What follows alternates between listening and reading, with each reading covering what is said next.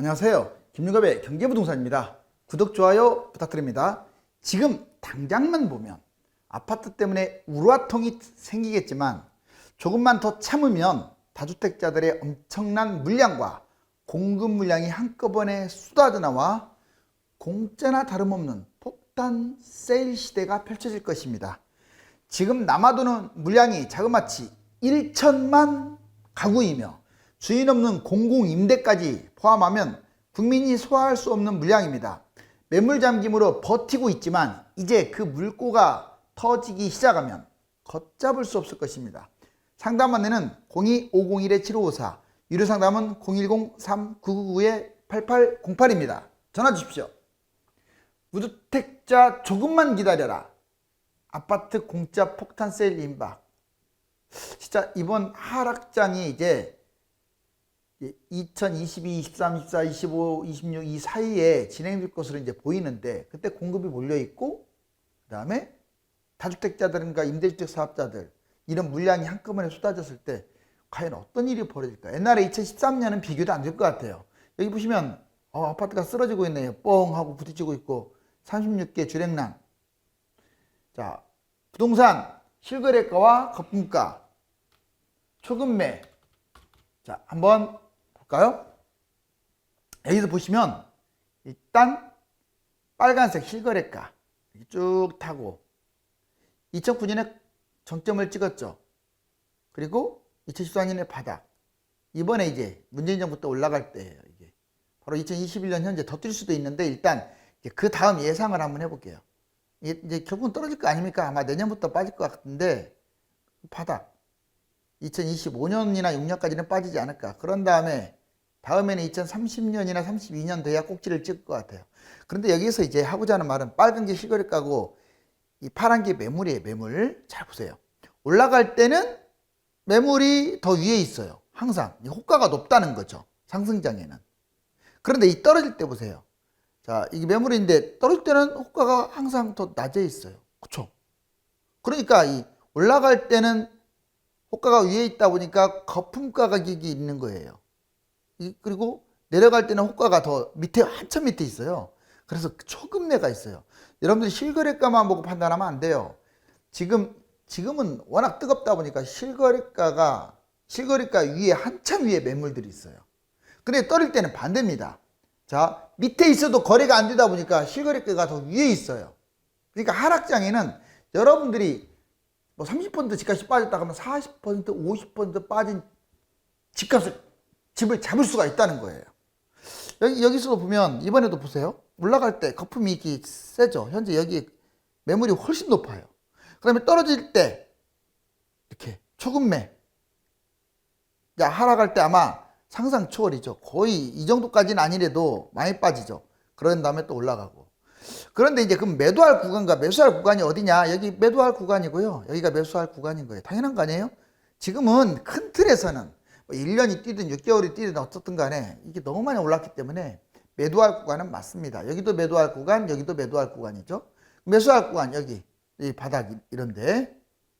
자, 집값은 폭등과 폭락 반복한다. 맞죠? 여기서 보니까 폭락장은 매수나 갈아타기 해야 한다. 이 바닥장에는 매수하거나 갈아타기라도 해야 돼요. 집값은 오르니까 계속 부여한다. 근데 가만히 보니까 계속 올라가고 있네요. 여기. 그렇죠. 올라가고 있죠. 집값은 올라간다. 이 세 가지 결론을 도달할 수가 있고요. 자, 이제 무주택자들 때를 기다리면 역전이 가능합니다. 뭐 무주택자들이라고 해서 지금 누구도 사지 말라 이건 아니에요. 제가 누차 얘기했지만 아직도 실거주, 저평가, 그 다음에 중저가 아파트, 그리고 본인이 돈 있는 사람들, 이런 사람들은 매입도 판단하시고, 다만 이제 대부분의 사람들 좀 비싸잖아요. 그러니까 좀 기다리는 게 어떨까? 자, 이제 무주택자들이 충분히 역전시킬 수 있다는 걸 한번 보여드릴게요. 뭘 역전시키느냐? 지금 다른 사람들은, 집 가지고 있는 사람들은 떼돈 벌어가지고 지금 우라통이죠. 또 내가 벼락가지가 돼가지고 아주 환장하겠죠. 자, 이주택자들은 일단 2013년이 바닥이지만 그 중간인 2017년에 6억에 매입을 했어요. 이게 현재 10억이 됐으니 미치는 거죠. 특히 경기도 같은 경우는 2020년부터 1년 만에 더블 뛰었어요. 3억 6억 됐다 이 말이에요. 자, 그러니까 여기 보세요. 그냥 무주택자들 6억이 그대로 6억이야. 근데 이 사람은 10억이 됐어. 현재 상태가 여기야, 현재 상태가. 그러니 화가 나겠죠. 그런데 언젠가는 빠집니다. 자, 보시면 대략 한 그 바닥을 2025년으로 그냥 예상을 했어요. 그럼 얘가 이제 10억은 결국 6억에서 자기가 매입한 금액으로 추락해요. 이건 뭐 안 봐도 비디오입니다. 근데 왜 본전치기로 가냐? 본전치기가 아니에요. 이거 4억에서 뛴 거예요. 4억에서. 2013년에. 4억이 10억 뛴 거니까. 그런데 이제 2025년 이 바닥장에 매입을 해버렸다. 이 사람하고 똑같은 처지야. 그렇게 부러웠던 이 유주택자가 집값이 떨어짐으로써 2025년에 본인이 똑같은 가격으로 매수를 해요. 그러면 결국 또 올라가거든요. 우상향이니까. 2030년에 이제 뭐 10억까지 갔던 것이니까 15억까지 뛰겠죠. 그래서 순수익은 이 사람은 결론적으로 6억에 잡아서 18억. 8억을 벌었어요. 여기 이렇게. 그런데 무주택자들은 2025년에 6억에 잡아서 15억이니까 이제 8억인데 왜 순수익이 9억으로 이렇게 얘기를 했느냐? 당연하죠. 왜냐면 이 사람은 부대 비용이 별로 안 들어갔어요. 기간이 짧았잖아, 이렇게. 이 사람은 기간이 길었죠. 그래서 오히려 지금 여러분들이 부러워하는 사람보다 더 많이 벌 수도 있고 기회를 잡을 수도 있습니다.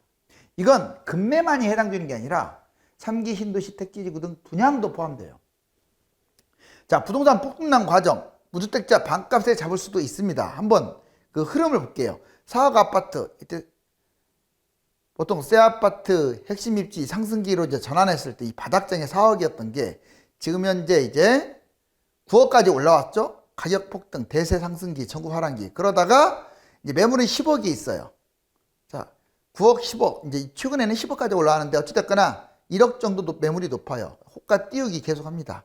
거래량도 없는데, 자, 호갱들이 매입하겠죠. 영끌로. 결국은 10억 매물이 거래가 되었고, 이 10억 거래. 매물이 또 11억에 나와 있겠네요. 아무튼 좀 더 올라간다고 치고, 왜냐, 여름에 뛸 것 같으니까 올라간다고 치고 이 내용 박스 보세요. 자, 1억 더 뛴다고 보고, 그런데 결국 계속 올라가지만 않아요. 한 내년 정도 해서 여기 보세요. 2013년, 2021년이나 2022년 이 상승 흐름이고 2021년이나 2022년부터 25년까지 이제 하락을 추정하는 건데, 자, 이렇게 이제 반대로 가겠죠. 10억이 거래됐던 게 이제 9억이 매물이 나옵니다. 왜? 하락했다는 분위기가 형성되니까. 매수자는 사라지고 호가는 내려가고 실수요는 이제 매입을 하겠죠. 좀 빠진 금액으로. 그런데 결국은 9억에도 거래도 안 되고 8억에 거래돼요. 호가가 계속 내려갑니다. 거래량도 없어요. 급내 매입하겠죠. 그러면서 또 해가 지나면 7억. 가격 하락, 대세 하락, 전국 침체기. 그러면서 5억. 가격 폭락, 바닥시세 하락기 탈출. 결국은 이 4억 아파트가 10억까지 갔지만 다시 추락이 왔고 5억까지 거의 반토막 나는 이러한 현상이 벌어질 가능성이 있어요. 그렇다고 제가 무조건 폭락장에만 이렇게 잡아라 이건 아니에요. 다시 말씀드리지만 이거는 본인이 자본금이 적거나 또는 너무 비싼 아파트를 잡으려고 하거나 영끌하려고 하거나 뭐 특히 그런 사람들 중심으로. 자, 그런데 지금까지 왜 정책이 실패했을까요? 25번의 정책이. 누구는 25번 정책이 실패했다. 누구는 25번 정책이 성공했다 그래요. 저는 성공했다고 봅니다. 웬 뚱딴지 같은 소리냐. 자, 지금 정부가 25번 진짜 못해서 실패했을까요? 세금 거두려고 집값 띄웠어. 그러니까 성공한 거예요. 왜? 집값 올라가야 세금 많이 걷잖아요. 세금만 있는 게 아니에요. 경제 성장도 띄우는 거고요. 집값 올라가야 경제 성장 올라가잖아. 또 코로나 사태에서 잘못했다가는 소비가 망가지기 때문에 소비를 활성화시키기 위해서 집값을 활용한 거죠. 이른바 집값 주도 성장입니다. 자, 어찌됐거나 못 잡았던 뛰었던 그게 중요한 게 아니고, 자, 여기서 하고자 하는 말은 핀셋 규제예요. 핀셋 규제 잘 보세요. 한꺼번에 좀 때리지. 찔끔 해갖고, 자, 처음에는 서울 중심부만 뛰었다가 서울 전체 뛰고 경기도 일부만 뛰었다가 지금 경기도 다 뛰었잖아요. 지방도 보세요. 자, 광역시 중심부만 뛰다가 광역시 다 뛰다가 이제는 비조정 지역까지 다 뛰어버렸죠. 지금 이 시점에서 결과론적으로 전국이 다 불바다가 되어버렸어요. 여러분들이 세금 걷는 사람이라면 생각해 보세요. 강남하고 서울, 경기도 좋은 데만 뛰는 것보다 전국이 뛰어야 세금을 더 걷겠죠. 그래야 또 경제 성장이 더 되겠죠. 그래야 전국적으로 소비가 더 되겠죠. 자, 이제 제 말 좀 이해가 가나요? 자, 핀셋 규제는 어떻게 보면 의도적인 것일 수도 있어요. 이런 오해를 안 받으려면 집값을 떨어뜨려야죠. 핀셋 규제 풍선 효과. 자, 보자고요. 조정지역을 왜 한 번에 때리지 않고 찔끔찔끔 결국 실패했잖아요. 투기과열지역부터 찔끔 실패하잖아요. 다 뛰어버렸잖아요. 자, 분양가 상한지도 좀 한 번에 옛날에 때렸을 때 찔끔 실패. 다주택 규제. 자, 다주택 규제라는 것은 지금 쓸데없는 양도세 규제만 쓰게 하고 종부세나 보유세 규제는 거의 없다 보니까 찔끔 실패. 대출 규제도 찔끔 실패. 토지거래 허가제, 지금 이 현 정부가 토지거래 허가제 한 것도 있고 오세훈 시장이 한 것도 있는데 찔끔 하고 있다네요. 강남은 지금 하고 있다나. 서울 전체를 때려버려야지. 실패한다는 말은 집값이 뛴다는 거예요. 자, 이거 진짜 날카로운 분석 아니나요? 이게 과연 못해서 찔끔 했을까? 일부러 했을까? 여나 야나 똑같아요. 자, 이제 갭투자 잡지 특히 자, 아까 그것만 아니라 갭투자를 안 잡았기 때문에 집값이 폭등했어요. 지금 집값 폭등의 가장 큰 원인 두 가지를 고르라 하면 하나는 다주택자예요. 너무 많이 가지고 있어요. 임대주택 사업 포함한 거예요. 두 번째는 갭투자입니다. 갭투자를 일부러 안 막았기 때문에 이익을 환수하지 않았기 때문에 지금도 갭투자 하니까 집값이 거래량도 없는데 뛰는 거예요. 우리나라 국민들이 참 순진해요. 이 정도 되면 촛불집회도 뭐든 다 해야 하지 않나요? 자, 보세요. 자, 이제 매매가하고 전세가 여기 지금 8년, 10년, 20년까지 있는데 쭉 올라가면 전세가도 이렇게 올라가고 있죠. 지금 붙었네. 자, 물론 서울은 좀 차이가 나요. 하도 집값이 뛰어가지고. 자, 우리나라는 갭투자 천국입니다. 우리나라만 가지고 있는 이 전세제도가 집값을 끌어올린 거예요.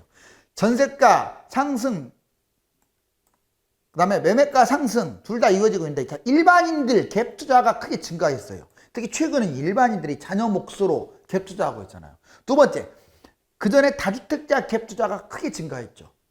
그렇죠. 다주택자들이 월세 받으려고 하는 것은 주로 이제 비아파트나 해당되고 아파트는 월세로 그렇게 많은 돈을 갖다가 다주택 못 만듭니다. 다 전세 끼고 집값 차익 먹으려고 갭투자한 거예요. 그것도 임대주택 사업 내가지고. 자, 아파트 임대 사업이 크게 증가했죠. 다 갭투자예요. 갭투자 증여도 증가합니다. 이걸 부담부 증여라고 하는데 그 다음에 30대 영끌 이 사람들 지금은 실거주 하려고만 잡는 게 아니라 갭투자 하는 거예요. 갭투자. 법인들 갭투자 엄청나게 많습니다. 단타족들 갭투자 요즘은 단타하지도 못하죠. 기득권 세력들 갭투자. 결과론적으로 이 갭투자 이 8가지 심지어는 국회의원들도 갭투자하고 막 지금 불법 저지르고 법을 만들어야 할 그 사람들이 희호를 하고 있어갖고 지금 탈당시키네 출당시키네. 여당은 그나마 양반 같아요. 야당은 지금 그 사람들 갭투자 또는 불법적인 거 과연 공개나 할지 모르겠어. 집값주도 성장, 집값 방치했고 지금도 말만 집값 잡기. 결국은 갭투자 차익을 환수 시행해야만이 집값 잡혀요. 부동산 잘못 판단하는 세 가지. 보통 일반인들이 부동산을 잘못 판단하는 경우가 있습니다. 팔고 나면 오른다? 이런 말 많이 하죠. 하필이면 내가 팔고 나면 올랐어. 특히 경기도 갖고 있는 사람들 아마 우라통 터지는 분들 많아. 내가 산 가격에서 진짜 한참 못 가다가 이제 겨우 회복하고 조금 올렸나 싶더니 에이그 그냥 팔아버렸어요. 자, 집값이 오를 때는 그냥 감으로 팔면 안 돼요. 전문가한테 물어보세요. 팔아야 할지 말아야 할지. 또는 그래프를 보세요. 꼭지에 매수하여 하락장 침체기에 거래가 안 됩니다. 당연히 안 되죠. 그러니까 겨우 거래가 됐어. 이때 너무 애를 먹은 거야. 겨우 거래가 되니까 아이고 이거 좋구나. 웬 떡이냐. 이게 신고가 찍고 더 올라간다는 생각은 못하고. 그래서 매도하는 바람에 자, 오랫동안 오르지 않다가 상승장에 거래가 폭발하면서 거래가 되어서 매도를 했는데 그때 날아가는 거야 집값이. 자, 이러니까 망하는 거고. 두 번째, 우리 아파트만 안 올라가. 특히 이제 나홀로나 이런 것들이 많아. 입지가 안 좋은 것들, 싼 아파트 기다리면 결국 뜁니다. 아파트라면. 자, 집값은 랜드마크, 신축, 구축 순으로 오르는데 그걸 참지 못하고 아파트를 탓합니다. 내가 하필이면 이런 거 가지고 있었냐. 보통 집값이 올랐다는 소문은 많이 오른 아파트부터 진행되므로 기다리면 결국 내 차례까지 와요 이게. 근데 그걸 못 기다리고 미리 던졌다가 또 사기라도 하면 다른 거라도 샀으면 좋은데 안 사가지고 내 것이 뛰는 바람에 벼락거지. 자, 그 다음에 너무 올라서 거품이 심하게 안 산다. 이번에는 이제 상승장에 주로 오판하는 건데, 집값은 이렇게 뛰면 또 이렇게까지 갈 수 있는데, 이만큼 5천만 원 뛰었다고, 뭐 3억짜리가 5천만 원 뛰었다고 안 사는 거야. 3억짜리가 1억 뛰었다고 안 사는 거예요. 이제 시작일 수가 있는데, 정책과 심리, 흐름을, 시세를 계속 보면서 판단해야 돼요. 집값을 하락한 가격, 자, 이 바닥만 생각하니까 그래. 여기서 이렇게 떨어진 것도 생각해야죠. 이만큼 떨어진 것이 이렇게 조금 올랐다고 해서 올라간 겁니까? 여기 회복하고 더 뛰는데? 그러니까 항상 그래프를 봐야 돼. 집값을 하락한 가격은 보지 않고 바닥에서 상승한 가격도 보니까 오판해요. 자신이 이전에 본 시세보다 20% 이상 올랐다고 스스로 거품이라고 단정해서 포기해버리는 거야. 자, 여러분들 부동산 폭등 상투장에 제 방송은 일반인들 절대 집 가지고 그 호갱이 되거나 호구가 되거나 또는 손해를 보거나 하지 않도록 여러분들한테 아주 현실적인 실전적인 지식을 가르쳐주는 방송이에요. 상투장, 지금 같은 상투장에는 이런 말들이 만연합니다. 집값은 오르면 안 떨어집니다. 안 떨어진다? 이 사람 전문가들은 이런 말 안 해요. 이게 진짜 빵점이에요, 빵점.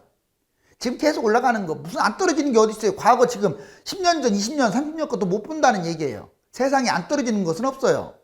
부동산은 계속 우상향한다. 그래요, 우상향은 어느 정도는 맞아요. 다만 너무 많이 뛰었으면 이제 우상향 계속 하는 게 아니라 떨어졌다 올라갔다 하면서 우상향인 거야. 폭등폭락하면서 기득권층이 집값을 끌어올린다.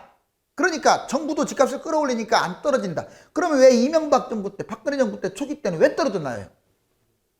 왜 노태우 정부 때는 떨어졌나요? 아, 기득권이 그때는 없었나요? 이거 말이 안 되는 소리예요. 그 다음에 기득권층이 있어도 집값 잡을 의지가 대통령이 강하다면 떨어집니다. 자, 과거 집값이 떨어진 적이 없다. 뭔 떨어진 적이 없어요. 지금 계속 이렇게 하면서 이렇게 올라갔잖아요. 한심하기 작태가 없어요. 이렇게 무식할 수가. 자, 실거주 장기 목적 매수한다. 지금 이뻐 보이니까 집값이 뛰면 이뻐 보여요. 안 뛰면은 못생겨 보이고. 그러니까 많이 뛰니까 아, 실거주 장기 목적 얼마나 달콤한 말이에요. 그냥 매수하는 거예요. 결국은 어떻게 됐습니까? 폭락을 했잖아요. 이런 것들 폭등장에. 반대로 이번에 부동산은 일부처럼 끝났다. 하락장에는 또 집을 안 잡아. 자, 경제가 좋지 않아서 떨어진다. 인구 감소, 1인 가구가 증가하니까 계속 이제 떨어지기만 한다. 이 말은 떨어지기만 한다는 거예요. 올라가지 않고. 대출 받고 무리하면 망한다. 하락장에는 대출 받을수록 좋은 거예요. 상승장에는 대출 안 받을수록 좋고. 자, 그 다음에 잘못 매수하면 평생 망한다. 뭐 하락장이 무슨 평생 망할 게 어디 있어요. 폭락을 했는데. 결국은 어떻게 됐습니까? 폭등했잖아요.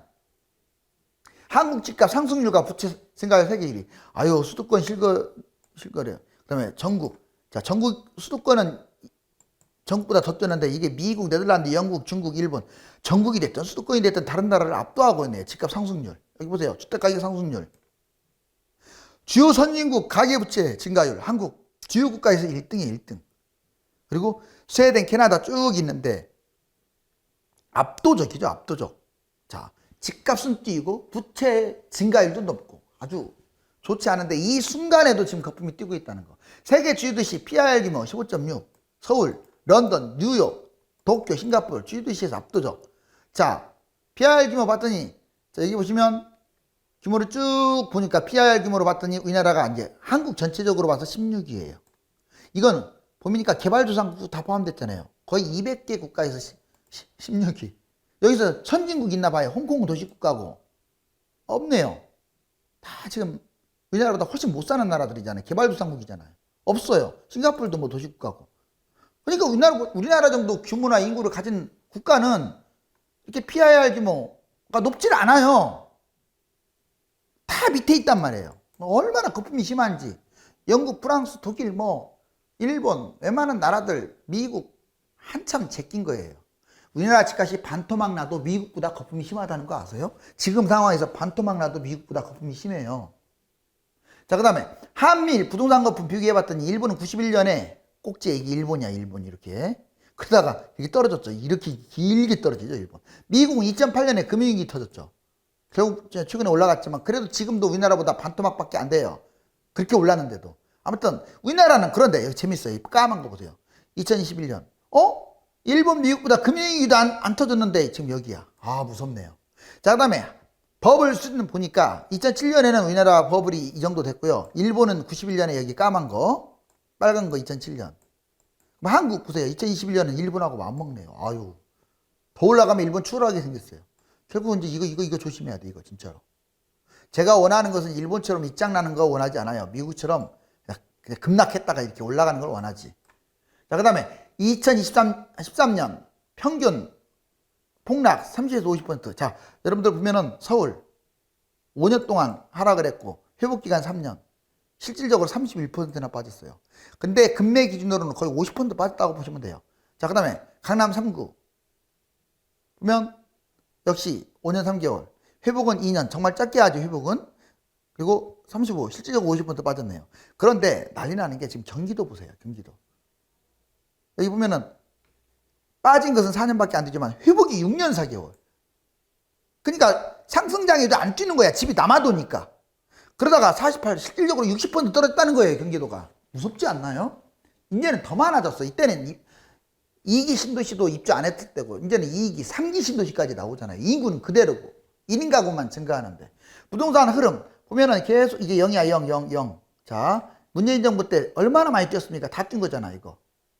그러면 지금 현재 이렇게 올라가고 있는데, 2021년 이후, 제가 보기에는 이제 좀 위험합니다. 정권, 대통령도 바뀔 것 같고, 여기 보시면 2011년 이후, 자, 지금 여기 10년간 예전에 2000년부터 2010년까지 뛰었는데 이 도중에 하락한 기간이 나오죠. 그리고 이번에도 거의 지금 8년, 9년 뛰고 있는데 얘하고 다를 바가 없네요. 아, 지금 효용돌이가 몰아칩니다. 돈을 빨아들이는 아파트 블랙홀. 집값이 오른다고 무분별하게 집을 지어대고 불특정 다수가 여러 채를 소유하고 있습니다. 다주택자들의 보유세가 눈덩이처럼 불어나고 있는데 감당할 수 없는 지경에 이르면 한꺼번에 쏟아져 나와서 초급내 경쟁이 펼쳐질 것입니다. 물량 조심하십시오. 감사합니다.